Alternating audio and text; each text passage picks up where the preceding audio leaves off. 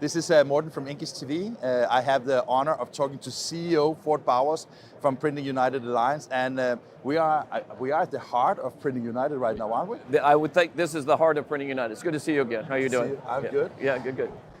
We're not talking so much about the expo today, but we have to touch. We're here. Yeah. I mean, how do you feel? I mean, it must be wonderful. I feel tired, but extremely elated. So bigger show floor, more equipment than even last year, which was big. And I don't know if you heard, but we rank all of the shows in this country.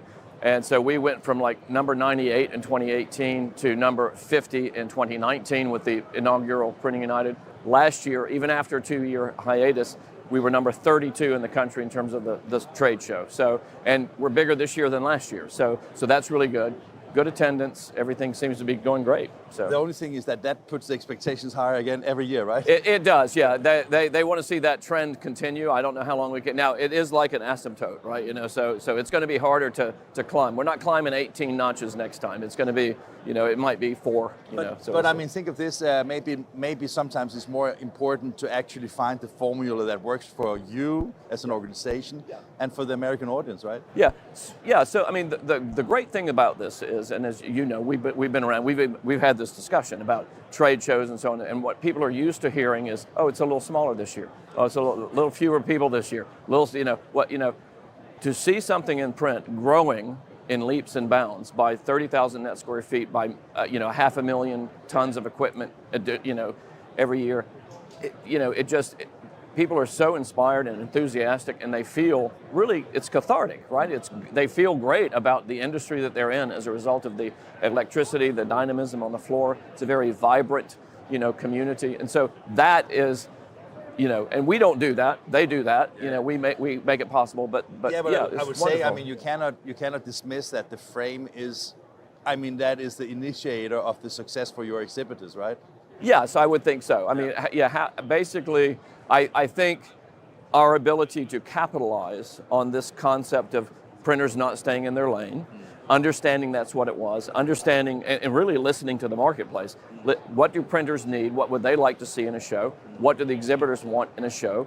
And being able to pull all of that together and make it possible is what we did, but it's really the exhibitors and the attendees that actually make it happen. So yeah, it's the framework, and it sounds funny, but it really was just a shift in mindset of the community that brought this about. It's simply that's the best way to explain it, is a shift in mindset of what it could be.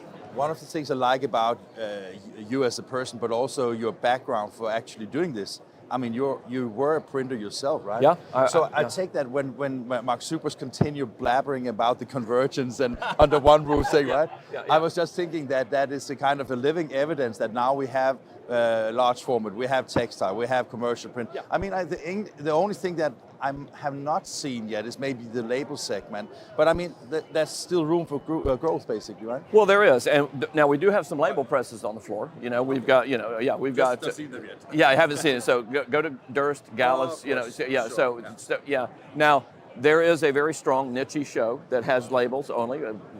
We'll just not mention them in this conversation, but there is one of those. I believe they share space in Europe and here. And somewhere else as well. Yes, exactly. So yeah, and that's all good. So that is coming as well, and even in mailing and fulfillment, we have room to grow. We have a huge community here of that. That's grown tremendously. Apparel, we have a lot of room to grow in apparel. So I think we still got some runway. I think what I see over the next 2 or 3 years is continued growth at 20, 30,000 net square feet per year, hopefully. It will plateau inevitably, and it may decline inevitably, as we've discussed. What's the future of big equipment trade shows? So, but for the next few years, we see a continued ability to attract the exhibitors. But just as important, we can't bring the extra exhibitors without bringing an extra audience. So we have to have the audience, and so that's really the secret sauce, right? So you can talk the exhibitors to coming in once, but if you don't have their audience, they're not coming back again. But that's a perfect segue into something that I actually think is a little bit more important right now. Okay. That is, of course, the Printing United Alliance, right? Right. Because that is the member. That is also what makes you stand out of the unnamed. Yeah. That is like let's say the member-driven and the community-driven support and backing of an event like this is, I guess it must be tremendously important, right? It is. There are two things. I'll talk audience in one sense of the word, and we actually bought a media company, which gave us an audience, right? Yeah. So, and our ability to communicate effectively. So that's true. But the membership is very, very important to us, and our membership is growing by over 1,000 new members per year now. So, and this started happening a couple of years ago with this concept that we've kind of rolled out. And so the membership for us, it really is about community. It's about identity. It's about how they see themselves in the world of print. Without that identity, it's hard to build a coherent and cohesive path forward for an industry. So that's for us. That's principally responsible. And then there's some very practical applications why membership is important. I take, sorry to interrupt you, but I take that the importance of being a member of Printing United Alliance is what you are able to offer them as part of the package, right? Yeah, absolutely, yeah. So, but let's just take two examples. In a world where the printing industry is fragmented, as it has been for many years, in many places, where you have an association or two or three for every little niche in the marketplace. And you're not mentioning anything in particular, you're just as examples. As examples. Well, and the other thing is there's value to those because they have the depth of knowledge in those areas is very good. But printing itself has some structural issues. They have some problems that only through a collective effort can we solve those problems, and we need mass, we need heft. So advocacy, on capital. So the bigger we are as an organization, membership-wise, the more you can influence. The more we can influence legislation and make it more favorable to us, at least not harmful to us. Yeah. That's one area. Workforce development. You can be the best association in the world, but if you only represent 4% of all of the printers out there, you just can't build the structure. You can't build what is required in order to attract large numbers of people, train them, recruit them, retain them, give them the skill set. You need to have an overarching thing. So if you think about other industries, they've already done this. If you think of retail, you think of the National Retail Federation in this country, NRF. If you think of consumer electronics, that's CSA. They have that, and with that, they have the ability to solve, on an industry level, some of those issues. Now, we're just now getting to the point where we can start to try to seriously think about, okay, how are we going to tackle those things?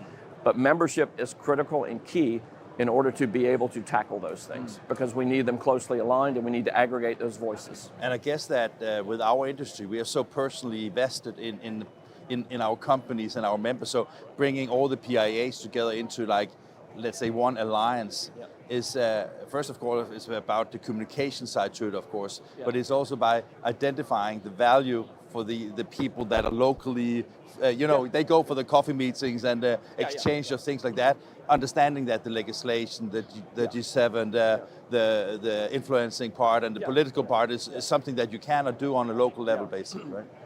Yeah, you need the local.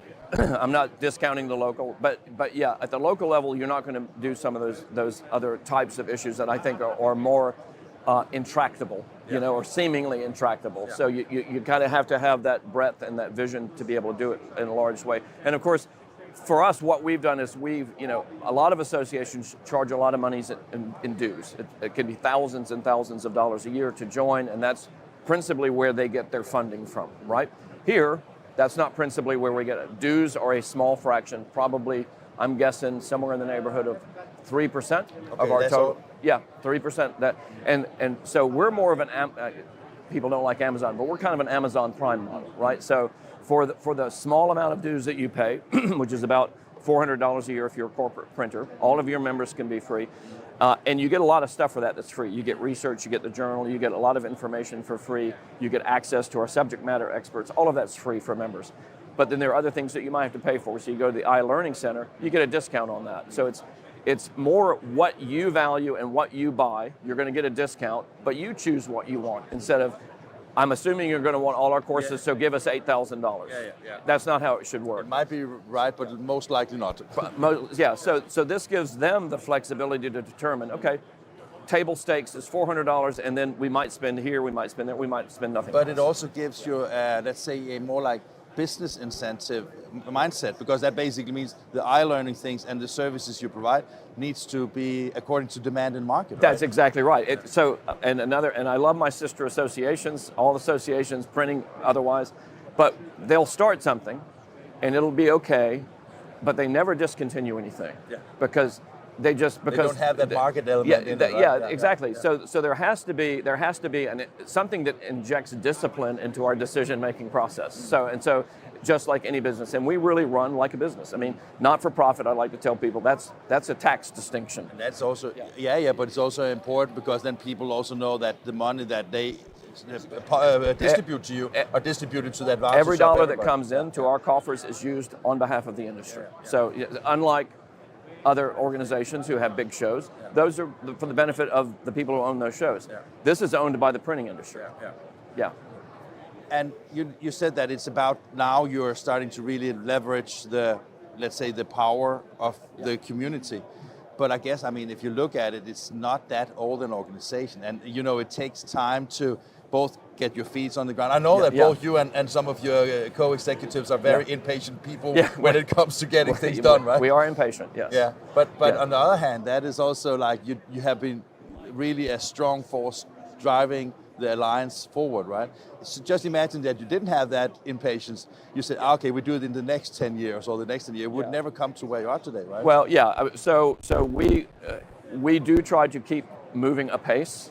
We consult and we collaborate, but then decisions are made, and then we try our best to execute. Now, we've made lots of decisions that turned out to be the wrong ones. We make mistakes all the time, but the main thing is try and fail. We have no fear of failure. Not yet. We may get there, but not yet. So let's try things. And every show, we try different things. And services and programs we have on these shows, we try different things there too.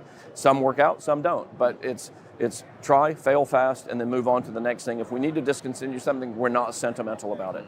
A lot of folks in the association world. Oh yeah, they're so afraid of cutting down things. So they and they and you'll go on their websites and there's the 120 things that you have.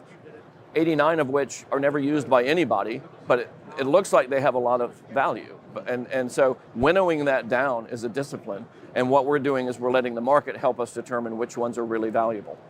And finishing on the trade show, it doesn't seem that Printing United is going away right away, right? No, I would say not. I would say not. We've had this conversation before too. So I think I don't know what will replace something like this in terms of net new. Difficult to understand if anything can.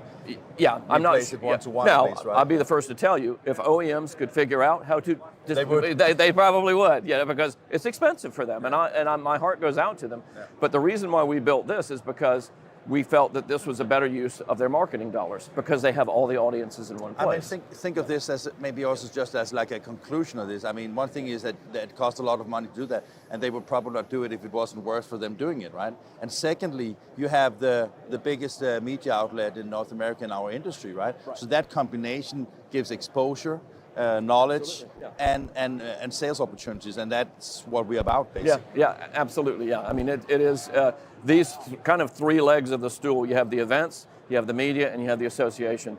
Really kind of round out the picture, and that's not existed. Other industries have done this. PMI bought the biggest media presence in the packaging space, and they did that back in 2014. So, and did you borrow their business plan, or? I did not. I didn't know that until I was in the process of buying it. So I looked around and I said, I can't be I'm not that smart. I'm not the first person to do this. So I went and met with them. So I met with the CEO of PMMI, and we went out to lunch, and I asked him how it went, and he actually helped me understand what the pros and the cons were. And he even felt at the time, he said, we really didn't take as much advantage of it as we should have or could have. We've done, I think. But that's a good learning, because I mean, just learning from others makes, even if you do errors yourself, learning from others, you don't have to do the same twice. That's exactly right. So I think we've done a much better job at leveraging the media in order to support the association and support the events. And both of those, of course, support media. So it is a mutually symbiotic relationship among these kind of three business units, as it were.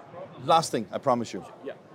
Just before we turn on the camera, there was something you wanted to talk to me about, and I can't remember what it was, but it was something that Amanda and you and I talked about. Yeah. And you said you would explain to me what it was. Yeah. So I touched a little bit about it, in terms of the importance of membership, and this is most recently one of the things that we worked on. We hired a lobbying firm, ACG, in DC, so with their help, we were able to ask some Congress people to get us involved. And so the first printing caucus in the U.S. House of Representatives has now been formed.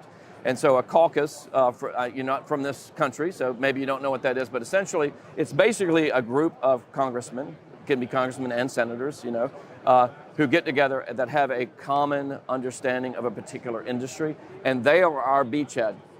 So when we have an issue, legislatively or regulatory, and we need to they're like a friendly ear to us. But I mean, that is amazing achievement, isn't it? It's never happened before. Now, they have one for packaging and paper, which has existed for a long time, and they've got about 40 members there. We started with 4. We intend to get more, hopefully to sign up for this. But what it does is it gives us a ready voice, a ready ear, I should say, so that when we have something, we go to them and they help educate their members. And so this is kind of how politics works, right? And our ability to do that is based on the fact that we're not 1,000 members, but we're 4,000 members. And when we get to 7,000 or 8,000 members, we'll have members in every congressional district, and we'll set up those site visits, and we'll educate Congress about what printing is, how valuable it is, and they will help us, in return, at least give us an understanding of what's coming through committee and what might see the light of day in legislation, so we have a chance to influence it. This is a work in process, and we're just getting started with stuff, but it's very exciting for us as an industry here to be able to have that kind of voice on Capitol Hill. So, thank you, sir. Yeah, thank you so much. And congratulations with everything. Oh, thank you. I appreciate it. Good to have you here.